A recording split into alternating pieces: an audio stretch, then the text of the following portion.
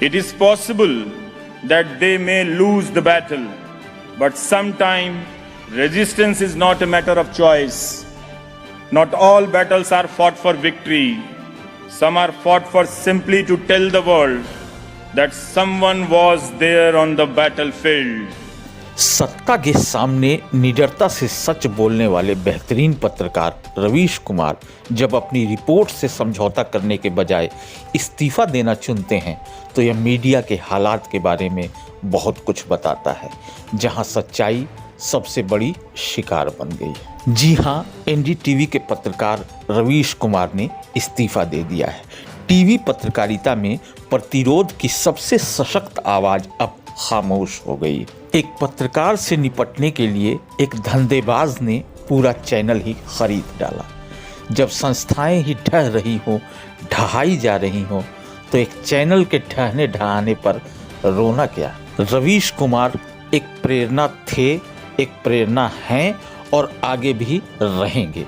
यह वो सशक्त आवाज़ है प्रतिरोध की जिसे सत्ता कभी थाम नहीं पाई थी और न आगे थाम पाएगी। बताया जा रहा है कि रवीश कुमार जल्द ही एक बड़े टीवी चैनल के साथ अपनी प्रतिरोध की आवाज़ को फिर से बुलंद करने वाले हैं। बता दें कि एनडीटीवी के पत्रकार रवीश कुमार के इस्तीफे के बारे में एनडीटीवी ग्रुप की प्रेसिडेंट सुपर्णा सिंह की तरफ से कर्मचारियों को एक मेल के माध्यम से प्राप्त हुई है, जिसमें लिखा गया है कि रवीश ने एनडीटीवी से इस्तीफा दे दिया है और कंपनी ने उनका इस्तीफा तुरंत प्रभाव से लागू करने की गुजारिश को स्वीकार कर लिया है।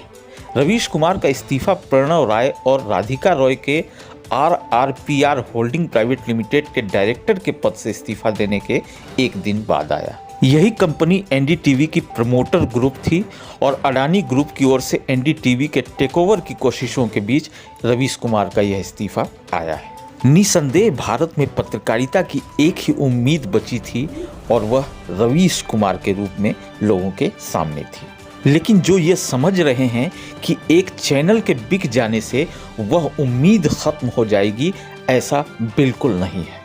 संतरास के इस दौर में भी पत्रकारिता की जिस मिसाल को रवीश कुमार ने जलाए रखा था वह बुझेगी नहीं बल्कि जलती रहेगी। और इसका प्रमाण है रवीश कुमार के इस्तीफे के ऐलान के बाद सोशल मीडिया पर रवीश के नाम का ट्रेंड होना।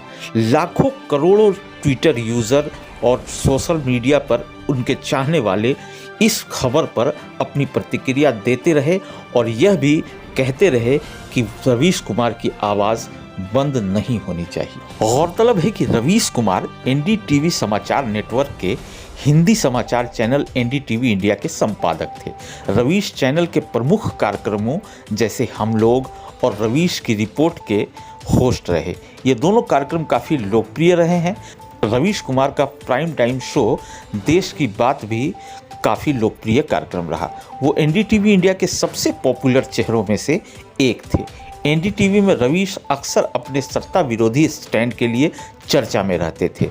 अपनी रिपोर्टों में वह देश में बेरोजगारी, शिक्षा और सांप्रदायिकता के सवाल उठाते रहे। द इंडियन एक्सप्रेस ने 2016 में उन्हें अपनी 100 सबसे प्रभावशाली भारतीयों की सूची में शामिल किया था।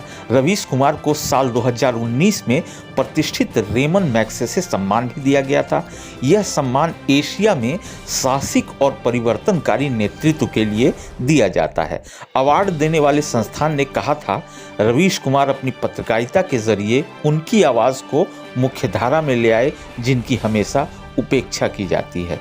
रेमन मैग्सेसे संस्थान की ओर से कहा गया था कि अगर आप लोगों की आवाज़ बनते हैं तो आप पत्रकार हैं।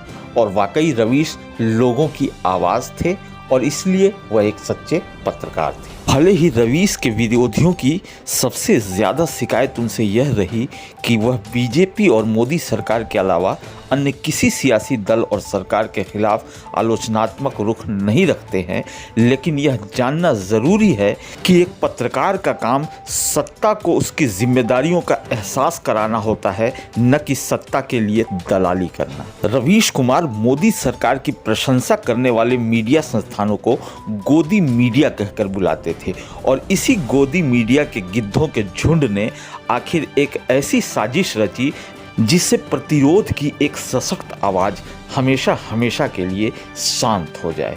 लेकिन वह आवाज़ थमी नहीं है, जल्द लोगों के सामने एक और मंच के साथ उपस्थित होने वाली है। बताया जा रहा है कि दक्षिण भारत के एक बड़े समूह के टीवी चैनल के साथ रवीश कुमार अपनी नई पारी शुरू करने वाले हैं, यानी वह आवाज़ फिर एक नए बैनर के साथ लोगों के सामने उपस्थित होगी।